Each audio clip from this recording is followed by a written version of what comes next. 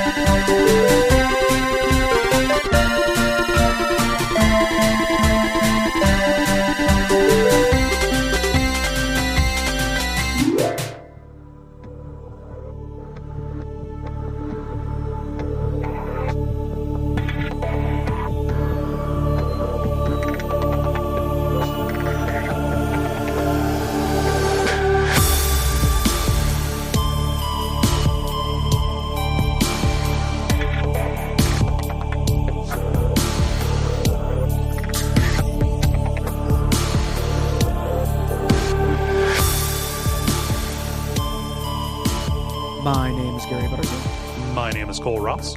And you're listening to Watch Out for Fireballs. It is a Games Club podcast. And this week for our premium episode, we're going to be talking about Subnautica, which is a first-person survival game developed and published by Unknown Worlds Entertainment for PC, PS4, and Xbox One in 2018.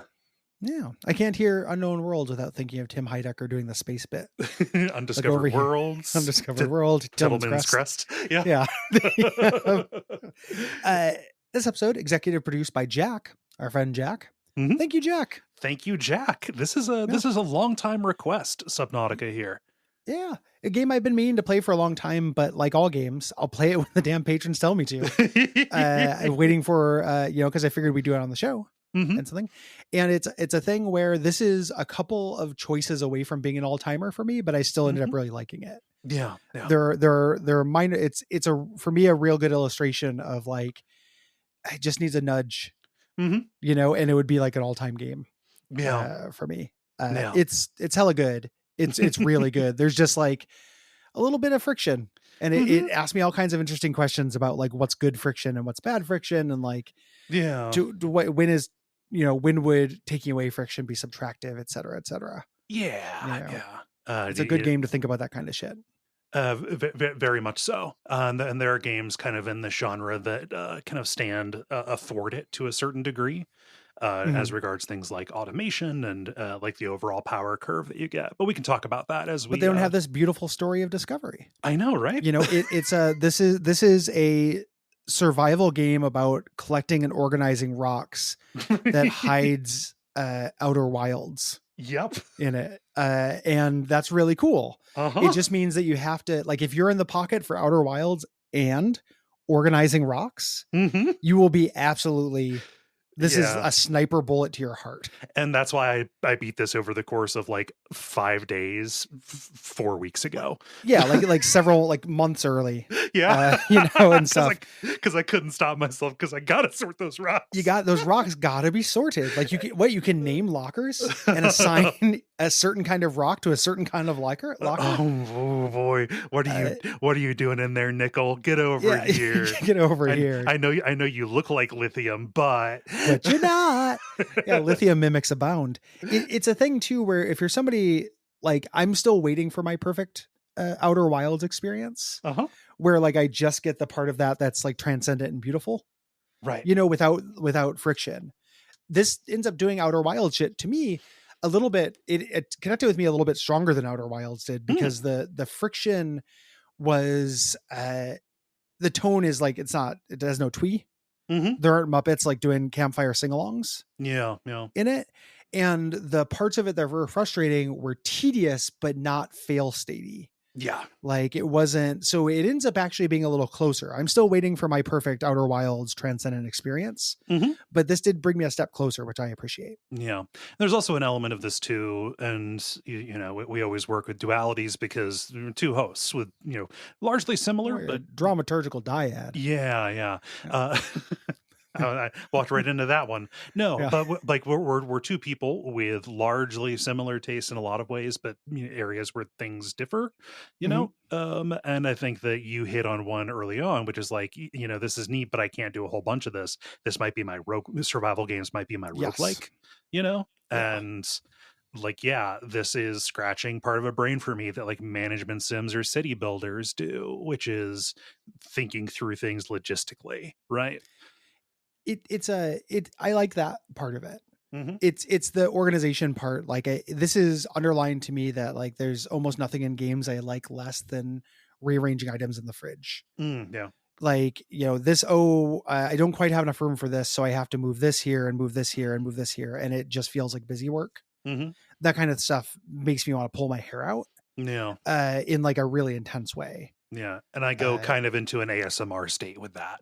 Yeah, people who dig that go into a flow state with it. Yeah. Like they appreciate that there is a task that is readily apparent, Mm-hmm. that you will get demonstrable value from accomplishing. Yes.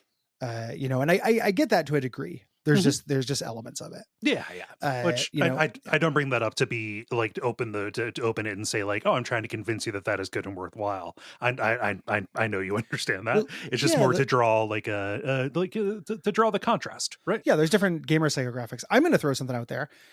During this game, during this episode, there are bits of this game. This is a really popular, well-loved game, Mm-hmm. that I really, really liked. I'm going to complain about those things. I am not trying to convince you, Cole, Mm-hmm. that those things are bad. Like that just didn't bug me as a perfectly acceptable answer. Yeah, but I also, have to be the person I am that was Mm-hmm. bugged by it. Yeah, yeah. And then the same thing goes for people listening. Like I'm not trying to convince anybody that any of these things are necessarily like flaws or objective flaws. There are things I Mm-hmm. think that would improve them, that wouldn't take anything away. Yeah. But if they just didn't bother you, or if you enjoyed being in a flow state of like collecting and sorting rocks, like I'm not trying to take that away from you. Mm-hmm. So I don't want anyone to feel like, I don't want this to be like a Hades situation where it's like a game I really liked and then I complain about a couple things about it and then people are like, man, you fucking hated that game. It's like, I put 40 hours into Hades, like between two playthroughs. Like that's not hate. We were how they have those they have those tubes that they put on somebody's penis in order to like test if they get aroused. Oh yeah. We ought to, just for like a data purpose, play with something like that measures enjoying game, so we can demonstrate the hard data. Improve. Like, no, I like this. I like it. I just think it would be better if this was a little bit different, or like I didn't like this part. I'm complicated. I contain multitudes. This is a premium episode. Mm-hmm. We should mention that as well. So patrons are going to get the full thing. Mm-hmm. Everyone else is going to get the generalities. The generalities are beefy. So don't worry about that. But if you would like to hear the whole thing, become a patron at patreon.com/Duckfeed.tv for $5 a month. Yes. And you don't just get this one, you get all the premiums. So go and check the back catalog. Yes. Yeah. Let's get into it. Let's do. In this game, you play as the lone survivor of a massive spaceship crash, which has marooned you on this all-ocean planet with zero hope of rescue. Yes. And you have to survive and escape from the planet, and then a little sub goal of figuring out what's up with this crazy planet. Because this planet is going to happen to you. Yeah, it is wacky planet. What are the secrets of Wacky Planet? You will find out. But not wacky in an Outer Wilds Muppets playing the fiddle way. Mm-hmm. Wacky in a scary and sci-fi terror way. Oh man, this is a very effective horror game. Not just because of the big, the shark problem where you're in somebody else's house. Yeah, right? Even though that is very effective as well. Oh yes, yeah. So you play this in the first person perspective. And without tools, all you can really do is swim and gather certain materials. But with tools, which you can craft, you're going to be able to harvest more things, make more tools, expand your capabilities, do things like build bases, and meet your needs a little bit easier. Although this is not something like a Satisfactory or a Factorio, where things are going to be automated throughout the entirety of the game. You are going to be manually doing these things. Yes, there are degrees of automation that happen. And this ends up being like my number one rock in my shoe is that you can automate most of your resources. Yes. To a large degree. You cannot automate stone. Right. Rocks, which are really important. And they're not the only thing you need to eat and drink, but rocks you cannot automate. Right. And you have a sci-fi thing where you have a gun that builds stuff. Like there's nothing, there's no in-universe reason why you couldn't have like a rock replicator. Yep. Where you stick a rock in it and it just creates you a new copper every couple seconds. Yeah. Or build build a drone and lead it to set like a supply route or something like that. Yep. There's nothing like that. There's nothing even that like you couldn't open up a wormhole back to your base. Yeah. So you don't have to, schlep things back. Like all these things could have been on the tech tree and would have like raised this a whole letter grade for me. Yeah. It sounds like a minor problem. It is hard to, there's something I talk about a lot on this show where a narrative is pulling me along, but a mechanic is pushing me back. So this game for me, part of the low level irritation that stopped this from being in the Pantheon for me was this feeling of, God, I just got this new plot revelation. I cannot wait to follow this thread. Fuck though. I need 3 coppers or I need to remember what's in an advanced circuit board. So I need to go get those things, which I then need to use with this. It was really copper, almost the whole thing. Copper is a fucking weird bottleneck in this game. Yeah. But it's just knowing, okay, I have to go do this chore. I have to go rearrange the stuff in the fridge, before I can go do this thing that the game is enticing me to do. Yeah. And for me, trying to build some kind of structure where I would always have that stuff available within relatively easy supply was kind of the game for me. I built a lot of bases and I was always grazing. Yeah. If you're always just picking up like basically what you're saying is you picked up the copper, like we both just picked up the copper. Yeah. You just picked it up beforehand. Yes. I picked it up on the way and dealt with surplus and all that. Yeah. I picked it up on the way too. Like when I was on the way to places, I picked up rocks, I understand it's a game about picking up rocks. I just spent less time only picking up rocks. Yeah. It's not like I'm not saying that again to undercut your point. It's not like there's a mechanic thing that I missed that resources you. It's just whether you resource yourself in advance or as you need. Yeah. And I was more bringing it up that leaning into that again, the ASMR of sorting rocks. Yeah. It was fun. It was fun to resource up. Yeah. It was to get the logistics dealt with. But yeah, they're definitely weirdly copper being just the bottleneck, even more so than rare materials, because you needed so much of it, and the fact that resource nodes never respawn. Eventually, you get to a place the wide biomes kind of narrow down into one particular one where there are just huge deposits that you can get, but that doesn't happen. That doesn't happen soon enough. It's all pretty late on the tech tree. Yeah. So you have a super gun that you can use to build bases and expand this stuff and craft. Basically you have crazy sci-fi tech. Yes. You make a fabricator, which allows you to pin these recipes to things, or you can pin recipes so you know what you're supposed to gather here. And the fabricator basically does it all. There are a couple different kinds of fabricators. There's upgrade fabricators and vehicle fabricators, but you can build a little sci-fi device that just 3D prints you almost anything. Yeah. In this game, you just have to have the rocks. I found the recipe pinning to be almost entirely useless. It was fine for 1 or 2 things. I relied an awful lot on a notebook for a lot of this. I also had to write stuff down, which is always I don't like writing stuff down in games. No. If I have to get out a piece of paper and pencil, especially I was playing this on Switch, which was a mistake. It runs fine. Okay. I would not recommend playing it on Switch because you want to have a notepad, and honestly, you want to have the ability to just hit the console and throw yourself some copper, and save yourself the trip. So I would play this on PC, not only for notes taking purposes, but also and there'll be a big one when we talk about exploration, why having it on PC would be a good thing to do. Oh, very much so. Yeah. It's a weirdly bad, not as good on Switch. It's against the meme. Yeah. Like we said, having pen and paper is pretty good. There's very little guidance in this. This is not a game that holds you, I think, to a certain amount of effect, Mhm. just in terms of you want those early going, kind of aimless, kind of aimless hours to a degree where things feel incredibly hostile. Getting your feet under you is one thing, and then trying to figure out, okay, so what the fuck am I supposed to do? There are things that are going to be very important that if you try and just suss them out, it's going to take you a while to get it. We're going to talk about those. So if you're listening to this as a service, you might have a little bit of a little bit of a leg up. But there is a structure to this that you're going to find. It's just it doesn't do a lot to show you other than kind of guiding you to life pods early on. Yeah, and it's semi-random when those Mhm. fire off. Like, they don't come off in a prescriptive order. There Yeah. there is a logic to them, but you can there's a randomness to what life pods you get sent to a degree. Like, some are fixed, some are random.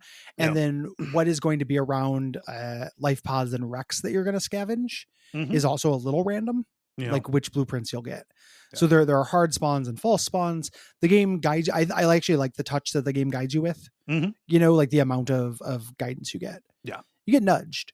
Mhm. But you need to have that feeling of thinking like, I'm going to the scariest area in the world and you ain't seen nothing yet. Yep. That comes with not knowing exactly where to go. Yes.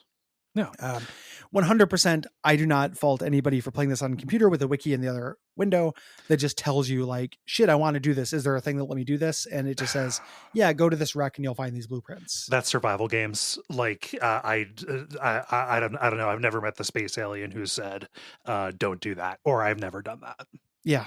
It's I don't see the point of not doing that. Yeah. And then, it's a real easy follow. Like, why isn't that in the game? Mhm. Like, why can't you find like a codex or something that has that stuff? And it's optional. It's so people can choose to or Yes. not.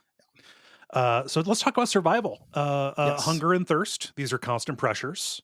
Mhm. Your primary way of satisfying your hunger is to go and hunt down fish. You can either eat them raw, cook them, or cure them, or you can kill them with your fire knife. You get a fire which knife that cooks them when you stab them. And one of the funniest things in the world is that you can just grab a fish out of the air and eat it. Like, it just amazing. It's like what Homer does. Yep. It just grab a fish and eat it whole. And you can do it in bulk. Mm-hmm. Like, I got a gravity trap and you could just go like Homer with the potato chips. I'm Pac-Man.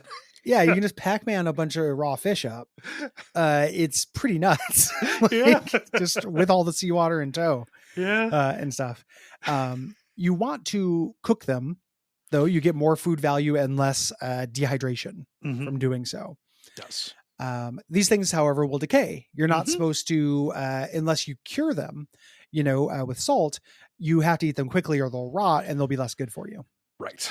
Yeah. And curing requires you to use salt, which is also used to make purified water and also is a pickup in the world, or can appear, later on in the tech tree when you find when you create the water filter. Yes. That'll pull some that'll pull some salt out of the water for you. Yeah. You can also grow vegetables, like you can set up grow beds to satisfy your hunger. I was a little bit bummed out by how late this came in the tech tree based on when I found stuff. I don't know. Maybe I just found these grow beds really late, but it would have been really nice to have. I think you did. Like, this was one of the first things I automated. Oh, huh. Like, I managed to have grow beds in my base fairly soon after having a base for the first time. So I was able to grow bulba plants or whatever they're called. Yeah. And that was those powered my bioreactor and my body reactor for a long time. This is part of what led to my resentment about there not being a way to automate rocks, because I assumed there would be, because I ran into a way to automate food like fairly early. Yeah. Yeah. Yep. I guess I just found the useful beds later than I would have wanted to. Thirst also gets automated by the water filter that you can find, but you can also make water either by grabbing the very unfortunate bladderfish. Yeah, he's just a water bottle who, when you put him in the fabricator, he turns into like a Dasani bottle. It's one of the funniest things. Like, Liv was looking over my shoulder when it happened and did an audible like, "What the fuck did you do to that fish?" Like, it cannot be stressed enough how magical, and it's not even sci-fi. Like, the fabricator is straight up just like a Merlin device. It is an alchemist stone. Any hard sci-fi that this is trying to play in is absolutely undercut by the fabricator. One of the silliest items in video games. I love that they just turn into a bottle of water. It's really funny. It's real good. Oh, yeah. It's my magic laser that makes fish into Dasani. It 100% does it. Before this point, like, bladderfish are fairly common. You'll be able to find them. There are some like minor kind of like pain in the ass to go gather them. Mm-hmm. Eventually you can get a tank where you can breathe them. Mm-hmm. And stuff. I never did that, but you could, because you eventually do get a water purifier. I never got them to breed. You know what? I think that I should have used the alien habitat and not the aquarium. Yeah, I don't know. I can't remember which one it is, because again, they give you multiple solutions, but weirdly, sometimes you get multiple redundant solutions, and one will be a lot harder. Yeah. Like, breeding bladderfish seems a lot harder than just building the water desalination thing. But I guess that's another option depending on which blueprints you find. Yeah, it also gives you worse water, and in a game with limited inventory like this one has, having like the better water that you get from the water filtration is important. Yeah, you know. So yeah, you can also grab some tube coral and some salt. Just mix those up, put them in a bottle, and shake them together, and then it basically purifies your water for you. Yes. You also have oxygen. This initially is very limited. You can only do very shallow dives. Eventually you start upgrading your oxygen tanks and getting vehicles. And this allows you to go much deeper. Yeah. The way that it limits isn't just, if you hit this depth, you're going to die. Like, after you pass 100 meters, you start consuming oxygen a lot more quickly. So many terrifying moments of rushing to get to the surface because I realized I stayed down too long. Yeah. There's an item that you can get that will emergency put you out as well. It'll like float you up, but I never used that. Yeah, I never carried that. It's cool that they give you a lot of little options like that, and that they exist. Like, I didn't see the point of those. Like, I will plan better, but it was a cool idea. Yes. Yeah. You get oxygen, swim to the surface. You can build these pipe networks, which is real fun. It's like a real cartoon way to solve that problem. Or you can enter a base or a vehicle that's in good condition, or you can do like the Sonic it's version a very of this. Sonic the Hedgehog. Yeah, which is the brain coral will occasionally just this big oxygen bubble for you to breathe in. Yeah, comical. Yes. You have a health meter. This goes down when you're attacked by predatory wildlife, or if your other meters are depleted, or a couple environmental hazards, radiation and heat. We'll do this. If you die, you respawn at the life pod, but you lose whatever items you've gathered. Since you last left your home base. Really, really important note here. While we're still where we could potentially be preparing people to play. This game does not autosave. No, not at all. For all the world, it seems like it should. As a survival game, it does not. Yeah. So you need to be like a 1997 PC game. You need to be riding the save button. Yeah. Or because dying and losing all those resources is just a time suck. Yeah. Like, it's not an interesting choice or anything. And losing a vehicle or something is devastating. Is a huge time suck. The fact that can just happen and it didn't save for maybe like 20 minutes, like, finding that out was a hard lesson. It does not follow conventional current game design of we should save every once in a while with rolling saves. Right. Yeah. And you can change these basics if you would like to, with the difficulty. I like the granularity that they have. Survival is the default. But if you do freedom mode, it's the same, except it gets rid of the hunger and thirst meter. That's actually how the game was initially designed. Was without the hunger and thirst. Then there's hardcore mode, which has permadeath, and then creative, which is kind of like God mode with unlimited resources. Yes, that's the design, as big a base and cool as base as you want. Yes. Yeah. You also have battery power for your devices. There. Your tools are powered by batteries. Your vehicles are powered by big batteries called power cells. Yeah. So you need to keep these topped off. Eventually you'll get rechargers. So you, again, just shuffle some stuff around in the fridge. You put the old batteries in the charger and the new batteries in the thing. You can also get some stuff that will solar power or vehicle power. You can get a pair of fins that will charge through kinetic energy, your tools, things like that. There are a couple of different ways around this. Yeah. Weirdly enough, this was never a thing for me because you go and explore, whenever you explore the big wreck, for some reason they give you like 70 batteries. They give you so many you're just swimming in fucking batteries. My wife keeps swallowing them and I keep getting more. It was no problem here, but it's theoretically another meter. Yeah. Weirdly, in that wreck, I've got more batteries than I could ever possibly use, but there are 2 fire extinguishers. Yep. Which I could use a whole lot more of. Yeah, given all the fire. And somehow they didn't put a fabricator on that fucking ship. There's a magical device that you can make with like 2 pieces of metal, but we don't care. So you start out in a biome on here called the safe shallows. That's where your life pod comes down. Fortunately, it has a lot of what you're going to need to get started, especially salvage metal. This is the way that you get titanium, just big pieces that carry around, take up huge chunks in your inventory, but you're going to be wanting to grab those because that's how you're going to get started. There's very little dangerous fauna here. Yeah, there's a little bit because it's signaling to you that life is health is a thing. Yes, but there's not very much.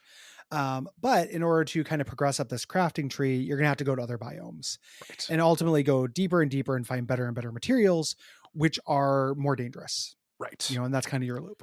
Yeah. A big thing about this is that resource nodes don't respawn. So when you deplete your local stores, you're going to need to set out. This is not a game that rewards kind of complacency or staying in one spot. Kind of deal. The way that I read it is, basically if you're doing anything in a region, you need to set up a little base there. It's funny because I think you told me this when you played it before I did. It felt to me, and this could be because of how I was playing, that after enough time, like let's say I needed copper, I got all the copper around my base, but I wasn't doing just sweeps for rocks. I'd go out and do some story stuff. And then next time I had copper, I could stay around my base and get copper. Like, I don't know if they were the same nodes because I don't remember like, oh, this was, on this side of the somewhat anonymous cave. And this one was on this side of the somewhat anonymous cave. But that wasn't my experience. I never made a second base. And I was fine. Oh, wow. Not even in the Lost River? I used the sub. Oh, it's like a portable base. Weird. So yeah. Never did a second base.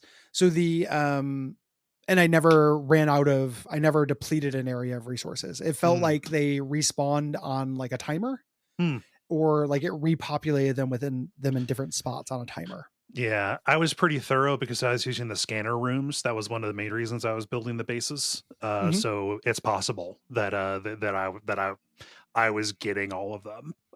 But yeah, as far as I could tell, the little rock sets didn't come back, but I could be wrong about that. I don't know. Yeah, no idea. It didn't feel like they disappeared forever to me. No. But I still had to set out, not for the reason, not because my stores ran out, but because I needed things that weren't near my base. Right. Yeah. You start out with nothing, by which I mean you don't even have a compass when you land. You never get an in-game map. I am fine with starting with nothing because it's cool orienting based on the beacon on your life pod and like by the wreck of the Aurora and by the direction that the sun and moon move. That's cool in the early going. A compass is a major upgrade when you get it, specifically because the game starts giving you directions in 500 meters southwest of this particular thing. I would have been fine having a map. And not just eventually. Just to like make it a big thing. Make it something that comes with the Cyclops. But like I know that you get the little scans that you can do on the CMOF, that you can do, get the 3D like topographical map kind of deal. That felt useless to me. Yeah, that is less than useless because I need a map where north is north. Yeah. And also I'm not really interested in the topography. Yeah. I want to know the relation, like where do the blood kelp start? Yes. And where does this biome end? The thing and you get these little beacons that you can craft. One, they take copper. Fuck you. I hate copper in this game so much. But you get these little beacons and then you can put them on your map and it'll tell you how far that you are from them. When I'm thinking about small changes you could make that would get rid of a lot of friction for me, these should have taken up one inventory slot and come in like packs of 5. Yeah. You know, like you use 1 copper and 1 steel or 1 titanium, and you get a bunch of these. You know, because that would encourage you to like master the space. Part of the draw of these kind of games is kind of like weirdly colonialist. Like you end up in a ecosystem and you master it. Right? Like that is part, like, I know this is mine. I have completely put this under my control. Yes. That's part of the drive of this, the fantasy. This would have helped a lot with that. Yeah. As I was stingy to build these. One, because I wanted to have stumble upon appeal. Like I wanted to not just, you know, cordon off a search. Like I was searching for a missing kid, you know, and set up a grid system. I wanted to like be an explorer, like an adventurer a little bit. I want a little swashbuckling energy. And then 2, just because inventory is pretty tight. You know, I didn't want to have 3 beacons with me because they took up inventory space. Yeah. I just saw it as just as a tax. I never went out with less than 4 of these things. Yeah. That was annoying to me. Yeah. Like I would have been served by doing that, but I would have unserved in other ways because I wouldn't have been able to pick up as much crap. Yeah. You know, with all these things, like it's, that's why you need those bases. You can get around the problem if you want to put enough time into it. Right. You know, if you want to gather enough rocks, you can get around anything in this game. You know, it's just the price is always gather rocks. Yep. And the price for gathering rocks is always time. Yeah. And that time is either enjoyable or not enjoyable. Yeah. You know, and if it's not enjoyable, it's a cost. If it's enjoyable, it's a feature. You know, that's the difference between it. So like, I just want to stress, because I don't want anyone to at me about it. I'm not saying there isn't a way around these things. There is. I'm saying that the way around them was boring to me. Yeah. To do. So. Yeah. But yeah, you do that. You don't get a map, which is unfortunate. There is an interactive map that you can use, but only if you have a PC, because it needs to be in a browser. It is a really good tool. You just do a search not for in Subnautica. game. You use on the internet. Yes. And the reason why you want to have it on PC is because it's a browser, and because if you're playing on PC, you can pull up your coordinates. Right. Even if you're not playing on PC, like the absolutely ludicrous thing that like the last half of me playing this game was me sitting in front of my computer holding my Switch, so I could use the map even though I couldn't pull up my coordinates. You know, it's just like very silly to use my console in front of my console. But yeah, like the Switch has no ability to bring up your coordinates. Yeah, I don't know why. Seems like an easy fix. Right. Yeah. So the first third of the game or so is about locating these wrecks in the shallower biomes. These places where life pods came down, sections of the ship, either small or large, kind of broke off. These are almost always going to contain PDAs that'll give you a little bit of story about the Aurora and about your company, but more importantly, they'll give you data boxes with blueprints and busted up fragments of technology that you will use your scanner on. And if you scan 2 or 3 of the pieces of these things, then you get the blueprint and you can make that thing yourself. And it makes a very satisfying noise. Yes. The Aurora being the main ship you crashed from. Eventually, as you're making your way out of these shallows, there will be dangerous fish that inhabit further biomes, fish and monsters. Yeah. You don't get a gun. You have a knife, eventually a knife that will cook food for you. But then you get delaying methods. You get a gravity gun that will push things away, a stasis cannon that will freeze things. Eventually you can get torpedoes for your vehicles. I never did this. Yeah. You have to craft the torpedoes individually. It's like stun torpedoes too. Like it just confuses them for a minute. Well, there are acid ones. You can use those weird acid cow things to build acid ones that do damage as well. And if you're doing a Pokemon run through this, if you want to scan all the monsters, some of them you have to kill them to scan them, basically. Right. Yeah. Because they're too dangerous. I did not do that. I just ran a lot. So I didn't fight a lot of fish. Yeah, the stasis cannon was enough for me. That's ridiculously powerful. Yeah, it's really good. The downside is you have to charge it up. But it works on just about everything, and then you can go into its little time field where it's frozen and stab it to death. Yeah. Enemy fish are going to sneak up on you. Yes. And a lot of them are very frightening in their appearance and in their behavior. The creature design in this game is so on point. It's really good. like from the cute, peepers, the eye fish kind of guys that you have. Like I think even the crash fish are very cute, all the way up to the fucking nightmarish Reaper Leviathans. Yeah. Yeah. The big boys in this are very scary. Yeah. The warpers in this scared you the mean shit out of me. the Grim Reapers? Yeah. The Grim Reapers who teleport around scared the shit out of me, like where that happened in the game. Really, really great little bit of like non-narrative fear. Yeah. When that happened. You can like real cave diving and stuff, get lost and drown here, and the fish will contribute to this. Yeah. It's a reason why nobody should actually do this in real life. James Cameron's death toll will be accounted for. All the people he killed in the abyss and the Titanic will eventually haunt him and his progeny. But yeah, so you have to just try to keep a cool head. Yeah. At a certain point, you kind of figure out that you're fine. Yeah. I found like you can pause to heal. You can carry a lot of health kits with you. Things typically won't one-shot you. I don't think anything can one-shot you at full health. Yeah. In this, the illusion lasts for a long time. It does. And it kind of renews itself when you get to different biomes. Yeah. Yeah. Because you don't know how the things behave. And there is a nice variety of monsters that have different kinds of defense mechanisms and stuff. Yeah. So even you see a new monster, not everything is just going to run at you and try to bite you. Yeah. They'll have different moves they can do. And they'll play with their environment as well. Yeah. All really well done. Yeah. A little bit less well done is the base building system in this. Awkward. It's your kind of gun awkward. That shoots buildings is a little bit awkward. Yeah. So just sometimes it's like I can see that it lines up. It totally does, and it says nope, can't do it. Any reason why? No. This is a small team. There's going to be jank in this.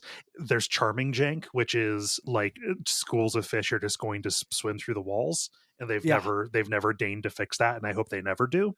Yeah, that's great. Yeah. But then there's like bad jank where it's like I really want to build this, but I can't for no reason. A weird part of this is that it intersects with the survival meters in kind of an unhappy way. So like having my air counting down while I'm trying to get in the exact position it wants me to be to apply this part of the base is frustrating. Like I can't get this to line up. I have to go take a break for air or God forbid for food and water while all I'm doing is trying to line up my gun that shoots buildings. Like they can get pretty frustrating. Yeah. There's a very funny hull integrity system in this that I got by in a very funny way. The game doesn't explain it. It might be in like the codex if you read the in-game dictionary, which has some information in it. There's a basics of survival, but it's written from the perspective of the corporation, so it feels a little fluffy rather than like towards the player. Right. But if your base integrity goes down, it loses power, and then you get leaks here, and this happens instantly, and it can happen when you build a new thing. You just put an extra room on, and then all of a sudden your base is flooded everywhere, and there are just holes you have to repair everywhere with your gun that repairs walls. Yes. But you better make sure to build a reinforcement or get rid of that thing that you just built, because the hull integrity being below zero means that those breaches are going to happen. Hull integrity is very funny too. Like you can have this. I just had one base. It was really simple. 3 rooms. I just ended up adding one enforced bulkhead wall and just made the whole thing fine. It was like engineering. It is not, I just like, the whole thing is fine from here on out. And if you build too large, that's the biggest way that this will happen. Build too large or build using glass. I never used the glass pieces because I didn't want to fuck with it. Like I see what it's like outside. I know that. It's for aesthetics. Like there's a Minecraft like build a little cool little base. Build a habit trail. Yeah. Which is what the God mode is for. Where you have unlimited resources and you can't die. It is to build the coolest looking sea base, and there's some fun in that. Things need to be powered to work, obviously. And if the place runs out of power, then the oxygen and the pumps will stop working. And there are lots of ways to do this, a lot of ways to accomplish that. So like shallow bases can have solar panels. But you get things like bioreactors, which I relied on for quite a bit, nuclear reactors, which is what I ultimately moved to, thermal reactor. I never built in a place that had the ability to accept one of those, so it just kind of fucked that. But yeah, I just ended up doing solar and bio. Yeah. Bio is very funny. You throw anything alive into it. This is mostly what I use alien eggs for. And just let my base chew on some eggs for a while to give me air. Again, I cannot I know that it's a game and I'm not trying to like CinemaSins it. It's funny. It makes all the stuff like your phone doesn't start with a compass so silly. Yeah. When like, oh no, my base just like turns eggs into air. Like it's so magical. Like it's all basically a wizard did it. There's nothing scientific about this game whatsoever. Like your gun that shoots buildings, there's nothing sciencey about it. Yeah. It just has a science theme to it. Yeah. Primarily you want the base to give you a place to craft, to store things. Oh god, Gary, the storage rooms that I built. Yeah, you build lockers on the wall. Yes. Yeah. You would have an aneurysm looking at my base because it's not very well laid out. It's just whatever you're not very like organized. You know, I had my 6 storage lockers and then storage lockers, all kinds of storage lockers on the Cyclops. And that was it. See our episode about Stardew Valley. Very similar for that. Yeah. Yeah. But also like there are some special functions that you can get, primarily the scanner room. I found this to be very useful, especially with the lack of a map. This is really neat because with a small upgrade, you can basically choose to highlight any of a particular resource that is within range on your heads up display. So like, all right, I know that copper can be found in this particular kind of resource node. Highlight all of these, and then I'm just going to go shopping around this place. Yeah. You go fill up the fridge, go on a grocery run. Yeah. The thing that adds it to your heads up display, I wish was a little earlier on the tech tree. Yeah. The in-between step is you send out little drones to go find them. And then you go find the drone, you pick up the thing they found and the drone and bring it back. Yeah. Which is a little awkward. And there's a certain kind of fish that likes eating metal that will grab your drones. Yep. Which is really cute. When it happens once. When it happens once, it made that in between step not worth it. Yeah. I was like, I'm not going to use the scanner until I can actually fucking use the scanner. These drones suck. You get vehicle upgrades, and in terms of like feeling empowered, all of these are great. Oh yeah. Every single one of them is a hugely good feeling. The first one you get is called the Sea Glide, which just propels you forward faster. And it's really good. Yeah. It feels great. It's easy to forget how good this feels. Yeah. You know, when you don't have, but the difference between having this and not having it is huge. Yeah. It comes with a flashlight built in, so you don't have to use space or build a flashlight. It's great. Yeah. It doesn't give you extra abilities and it doesn't give you oxygen. It just makes you faster. Yeah. And early on, when you are mainly doing things in the shallows and you can't function below 100 meters anyway, using this thing to just kind of skim across the surface is like the quickest way to get around, and does compress the space quite a bit. You can outrun almost any monster with it as well. It's really good. And then you also have the absolute, like, I never crafted a flashlight in this because I had this really ludicrous thing of holding a glider in front of you to use it as a flashlight, like a housing rod, while exploring bigger wrecks. Did that as well. And then you craft major vehicles. At a certain point, they had like way more of them. I am happy, or they have way more of them planned. I'm happy that they pared them down because each of these fills a particular kind of niche, and they fill each of them very well. It would be silly to have interstitial steps. Yes, between these do all the things you need them to do. Yeah, you have the Sea Moth, which is a small one-man sub. One person sub that you can use. This will give you oxygen. It can be upgraded with some things, but it's still a little bit fragile. That you have the prawn suit, which is a power loader from Aliens. This thing's incredible. Really, really fun. And then the Cyclops submarine, which is a mobile base. Yeah. This is what I used as my second base. I did not find it that useful for like getting around. I almost always just went into the prawn suit to get around. I just parked this nearby so I wouldn't have to make shuttle runs back to my main base. Yeah. The Cyclops is I think necessary for logistics, that and having multiple sea moths with the storage upgrades to keep on the surface. Yeah. Did not have multiple sea moths. Just had my one seamoth and did just fine. Oh, okay. Yeah. I again, like I understand like that I could have done it. You know, just No, I had the Pocket, the Jessica, and then the little Gary. Yeah. And those are my 3 ships. What was the little? Okay, what was the little Gary? Was that the little prawn Gary was suit? the prawn suit? Yeah. Okay. That was the little Gary, and then the Pocket was the Seamoth, and then the SS Jessica. That runs so counter because Pocket's so much bigger of a cat than Jessica. I know, but it's a small name. It sounds cute, like getting in the pocket. You know, it just sounded cute. Yeah. You can also customize their colors and stuff. I cannot imagine not making these like cool Dayglow Trapper Keeper things. All my things looked awesome. Oh yeah, I made them high vis. Yeah, very high vis. I mean, yeah, it serves a functional thing as well. Yeah. You know, but pink and yellow. You know, that kind of shit. Yeah. There's kind of the Lisa Frank aesthetic to some of the biomes. It makes sense. Yeah. Yeah. We'll talk about those things in particular a little bit more when we unlock them.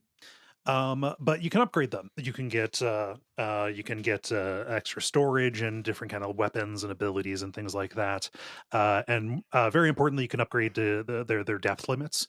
You're going to need something that can help you survive as many as 1,200 meters beneath the sea. On this, and you know that is the primary way that your horizons open is to go downward. Yes. Yeah. What makes this kind of to me more interesting than a Factorio or its other ilk is that there is a story here. Yes. There are end game requirements to beat it, to get off the planet, see credits, and you eventually find islands. This is not just, you know, an uninhabited planet that you've been on. This isn't No Man's Sky. Yes. You know, you're here. There was a story that happened here. You're going to find these facilities of the people who lived here. It's going to give you information about what happened before you arrived, what's currently happening, and what you need to have happen in order to survive and leave. It is, even if the let's say the technology is the softest sci-fi that has ever been. Yes. This is a cool sci-fi story. Yeah, it's a soft sci-fi story. Yeah. You also learn what happened to the other ship and the other people that tried to escape the wreckage. This is a mixed bag to me. Yeah. Some of these are good, but that small team and kind of production level lets it down a little bit. There are some pretty amateurish voice performances in this. Specifically the lady cowboy who was part of the original thing. Like that's a fucking ham and a half. Oh, and they bring her back. She factors into Sub-Zero. Yeah. That actress is a huge fucking ham. Yeah. Just absolute scenery chewing, and when nobody around her is doing it. Yeah. It's very funny. But yeah, so some of these stories are good and affecting. Generally, this was, to me, rather than like getting the humanity of it, it was unfocus your eyes and get the big picture. Yes. You know, the story of the civilization and what happened here was the coolest part, rather than, you know, I did not care too much about the traveling dignitary and stuff that was taken in the first expedition, all that stuff. Didn't do a whole lot for me. Yeah. We mentioned this progression only so people know that this isn't a full-on, you mentioned No Man's Sky, but this isn't like a full-on proc gen, make your own fun kind of game. That can happen in this, but this is a set world and there are victory conditions that are there for you. I'm going to say that something that I wish I had known before I played it, that I had done, was I wish I had followed this stuff more closely. I spent a lot of time doing what I thought, like following my fun and just doing wanderabouts, which was cool, but I would have ended up having to wander those areas later. Yes. It is much better to just like, it's a long game, like a decently sized game, if you just follow the prompts and try to beat it. Yeah. You do not need to stay and make your own fun at all, really. No. Just do what the game is telling you to do, and you'll have the experience along the way. Yeah. This is a very pretty game. It has a very distinct aesthetic to it. You know, just I think maybe something like Abzu is a little bit more fantastical, but like CS talking about the creature design, the biome design is all very distinctive. A little bit hindered by the fact that there is very bad drawing. The render distance is pretty bad. There is a technical reason for that. There were plans for there to be terraforming, and then they decided to take that out. And that terraforming required engine concessions. So you have kind of the downside without the upside of that. People can make an argument and say like, oh, the ocean would be low visibility anyway. Those are discussions worth having, but I think that it definitely is, something you're going to notice. Right. Yeah. It didn't bug me too much. Yeah. Yeah. I did notice it, but it was fine. Yeah. Again, we talked about this being a horror game. There were really scary points in this. You were in places where you're not supposed to be, some places where no one has ever been. Yeah. And that's scary. Like the real ocean. Yeah. The writing in general. So we talked about that character. Some of the performances are a little bit iffy. Some of the writing's a little bit iffy as well. Yeah. Here it's weird. Like it's an interestingly, like the plot I think is actually really good. It's the writing, the actual individual bits of writing that are a little bit substandard. Yeah. Like the plot is cool. The plot is well crafted, and I wanted to know what happened. The actual text of reading about what happened was not always particularly engrossing, partly because it switches back and forth between really, really outsized caricature human performances. And then the tone of scientific materials varies between like too dry to pay attention to, and then kind of goofy or what is that, XKCD? Yeah. Like, like a little 2007 Science Genius girl freeze pop stuff. Yeah. It's still a little portal pilled. Amoral super science. It's quantum conundrum pilled. Let's not give it quite portal level. It's okay. Portal as a good, let's say qualitative, not quantitative. I just want to do a dig at quantum conundrum. Yeah. Remember quantum conundrum? But yeah, it's fine. There are attempts at explicit jokey jokes in this that ended up kind of bugging me. Where I felt like the stakes, the actual story this is trying to tell, this does want to treat with Outer Wilds style the beauty of the unknown. And there are straight up things where it's like characters will say like, what is the point of being here and cataloging all this stuff if we're just killing it? Yes. Characters will just state a theme at you, and then you'll have like, oh, the goofballs back at base going on a sandwich run, like little jokey jokes. Yeah. I wish it would have picked a lane. Yeah. For me, like it's never offensive. It's not like Dead Cells or something. Yeah. It's not like everything is a groan. But, yeah. I love this. I love the music and sound design are fucking great. Specifically the non-ambient tracks in this are fucking bops. Yep. They're really good. Yeah. The your ship is on fire thing in the Cyclops is so good. Yeah. There's a couple really, really good tunes in this. Yeah. Aesthetically, generally really pleasant. Yeah. Talk about the development a little bit. I didn't realize this, but this is the team, Unknown Worlds Entertainment. They made the natural selection mod for Half-Life. This is in the natural selection canon. Is it part of a shared universe? Yeah. Right. I mean, we're still in the kind of the spoiler wall thing, but the main antagonistic force in this came from the main antagonistic force in that game. Weird. Yeah. Huh. So shared universe. Yeah. The natural selection owned. That was really such a good multiplayer mod. Yeah. I never played it. That's my one of my gaming like deserts. The very early 2000s. I didn't really play games for a couple of years around then. No. So yeah, I don't really know natural selection. Yeah, it's like asynchronous. One person plays, so you're on spaceships. One person plays the humans, and the other person plays the aliens. And then they have completely different interfaces. So it's like Terran versus Zerg, but in the first person kind of deal. So like combination first person. Yeah. Like but with like a strategy element kind of to it. I never played the second one, but like I follow the development of Natural Selection 1 way back in the day, and was neat. It was the first time I heard of like a full conversion mod. Neat. Yeah. They did Natural Selection 2 in 2012 and decided to move on to another kind of project just to get along with it. And they began Subnautica with the original title Descend. I'm very happy they changed that. Descent? No. Yeah. No. I know this is confusing. Descent. Yeah. Third base. Yeah. Yeah. But they eventually changed that, but they wanted to make something kind of in the vein of Minecraft, because Minecraft had demonstrated its ability to, change the gaming industry by that point. Yeah, it was a style at the time. Yeah. This was a major factor, like in how the game has this freeform structure. There were going to be goals always, but it was not going to guide you on how to do them. Yeah. It hit early access way back in 2014. Wild. Yep. And the rest of its development happened in public, which is kind of interesting. One of the more interesting wiki dives you can do on this game is to look at all of the cut diverticula they went into that were playable. At a certain point, like the people played with things in this game, not terraforming, because that didn't, we talked about that when they had this terraformer mode that was scrapped, but other things they tried to do actually did exist in the game, and people played with them. They just got cut out for the full release, which probably for the better, focus the product. But it is neat. It is neat seeing that.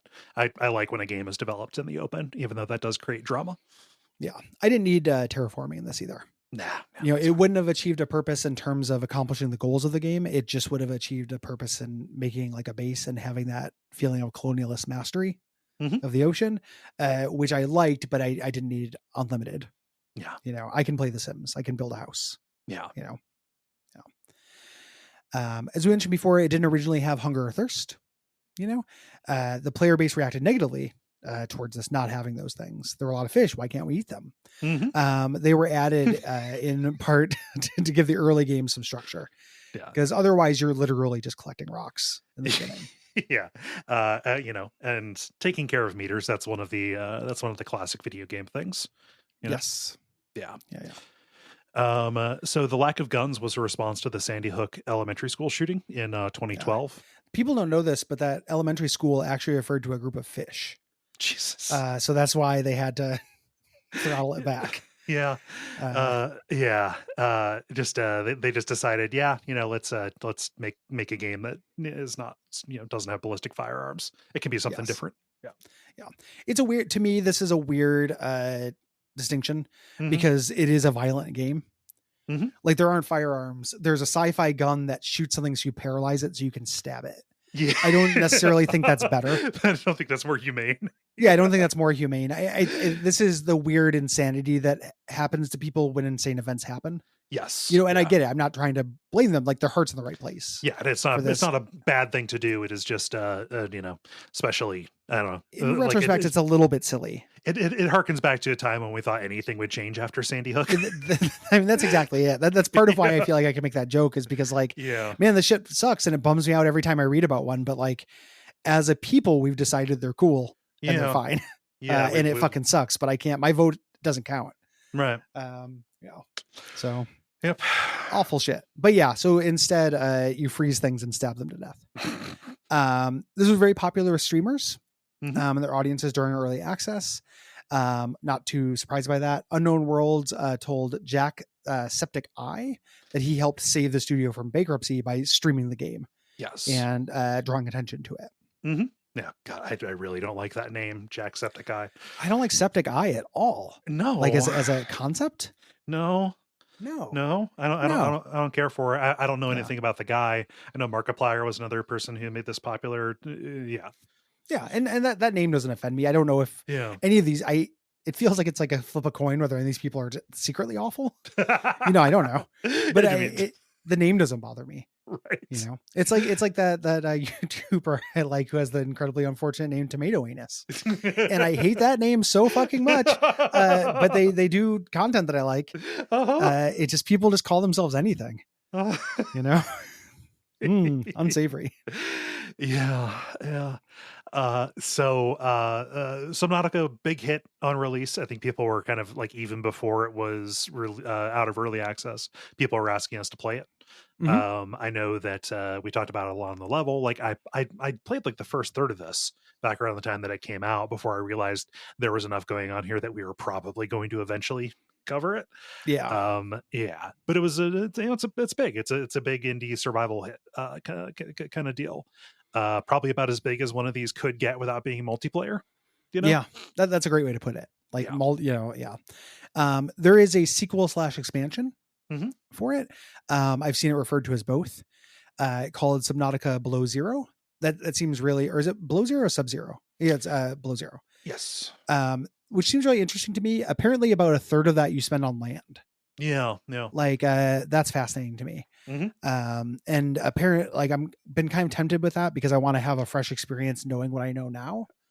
Like what happens if I just beeline for the goals mm-hmm. and just, let the game guide me rather than try to just like run around. The person who I trust who has played both of these, Ben from the level, he said Subnautica Below Zero, you will only be hurt by playing it right after playing the original Subnautica. Like you need to wait for like it will suffer in comparison because it is a smaller scale thing. Like it's good enough on its own, but also like you're restarting at zero and there's kind of it'll feel bad. It'll be a patience kind of thing. Yeah. I would say you kind of get some of the antibodies back and then go into it. Maybe in a few years. My understanding, the other thing is that the story is worse, but there's more of it. Yeah. Which is one of the more damning things I think you can say about a video game. Yeah. Like that's two strikes right out the gate. Apparently it's not as well written is what I've also heard. Yeah. So, kind of curious because I like Arctic biomes and I like that one of your vehicles is a snowmobile. Yeah. That sounds fun to me. But yeah, someday perhaps. Yep. And Unknown Worlds, this team is currently, they've got another game in early access called Moonbreaker. It's like a tactics game, turn-based kind of deal. I don't know anything about it. It hasn't kind of made a splash where I'm looking for games. Yeah. I did not know about it. So that's going to be it for this portion of the episode. If you are hearing this, you are not a patron, and that's okay. If you'd like to hear the rest of it, go to patreon.com/Duckfeed.tv. $5 a month gets you this episode in its entirety and all of the old ones. Yes. So it only gets more valuable. We try to provide a lot of value for your $5. We don't know what $5 is worth to any individual person. So yeah, you get whole back catalogs of like unfilmable bonfire site chat. It's we put a lot there, but that does help us to make the shows for the network here, support us. This is our full-time job. Also, do we want to talk about what's happening at the end of March? Yes, it is time to make that announcement. Yeah. We are going back to the convention scene, baby. Yeah, rip Cole's COVID not having streak. Yeah, you're not going to necessarily get COVID. So we're going to go. We're still in a pandemic ish going on now, but things are opening back up. I have certainly relaxed my restrictions in a general sense, not just because I got COVID, but also because I don't know, I want to live life. I don't see it ever changing. So if it becomes like a choice between never going to do one of these things again, that seems like a hard choice to make. All of this is to say that we are going to be at the Midwest Gaming Classic. Current plans, less like the Zeta syndrome breaks out in between now and then, which is what happened. The first, when the pandemic broke out and we were going to go to Midwest Gaming Classic, right when this thing happened. So everything being as it is as time of recording, we're planning on being there. Yeah. So that's March 31st through April the 2nd in Milwaukee. You can go there, check out MidwestGamingClassic.com. We'll have more information about the specifics of our live show, when we're going to be doing it, where we're going to be doing it, things like that as we go. But save the date and make your arrangements. I am looking forward to seeing people again. Yeah, we'll do a meetup and stuff. I don't know exactly what will happen with the live show part of it and everything, but we'll be there tabling. So come say hi. Yeah. We'd love to see you. That's basically why we do these. The idea that people will come by and see us and decide to pick up the network. That's great. And obviously we want that, but also we just want to see people. Yeah. So if you listen to us and you like us, come say hi and we'll have buttons and stuff to give you. And we'll lay that out. Other than that, you can leave us ratings, reviews on Apple Podcasts or Podcast Addict. If you are not a straight white cis dude and you have a project you'd like us to shout out, please send me an email at Gary@Duckfeed.tv. Got nothing for this episode. Need some more submissions. One quick note. If you know somebody who you think would appreciate this, have them reach out to me. Yes. I appreciate people who will say hey, I know this creator, they're really great. here's their information. But I want to hear from the creator directly, just because I have been told that for some, marginalized folks, like getting unexpected attention or a spotlight can be stressful. Yep. Or otherwise bad. So it is a official policy of this program that I want to hear from the people who we are shouting out. Yes. Doesn't mean that they have to like prove anything or do anything. They just have to be like, yeah, I'm okay with this. Yeah. So if you have a friend or something like that who has a project and you think they would be appropriate for this, copy them on the email and just make sure they give me the gangs away. Yep. And it will be all clear. Yep.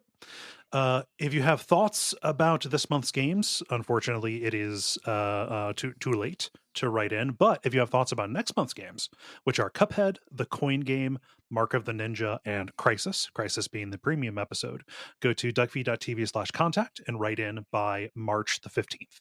Yeah. And then next week we'll be releasing our dispatch. We'll be announcing the following month's games. Check that out. Yeah. Big shout out real quick, just while I have us here. We don't always talk about other shows on the network. 5-year anniversary of Everything to Guppy. Oh, if you want to check out me and my friend Will, it's basically just a comedy podcast. Kind of has a little bit to do with Binding of Isaac, but mostly it's just goofy. Cole's been on it a couple times. Check out everythingtoguppy.cat. This has been going on for 5 years, you say? Yes. Okay. Yeah, five fabulous years. We're almost done covering the Binding of Isaac. We still don't know exactly what we're going to do next. We're figuring it out, but we're very near we're running out of track on the Binding of Isaac at 5 years. So, gosh. Yeah. So congratulations to that show, which is on our network. Indeed it is. Yeah. You can say many things about it, and that's one of them. Yeah. I hope people get the joke of that. Yeah, it's a kind of a mean show in a nice way. Yeah. And then people have asked me where to start. You should honestly just start at the beginning, which I know is a lot to ask. It's 5 years, but you'll know in the first few of them whether it's for you. Yeah. And that's gonna be it. Yeah. Huge thanks to Gwen. Thank you, our producer, for putting this episode together. And we will be back next week with the dispatch. Umbasa.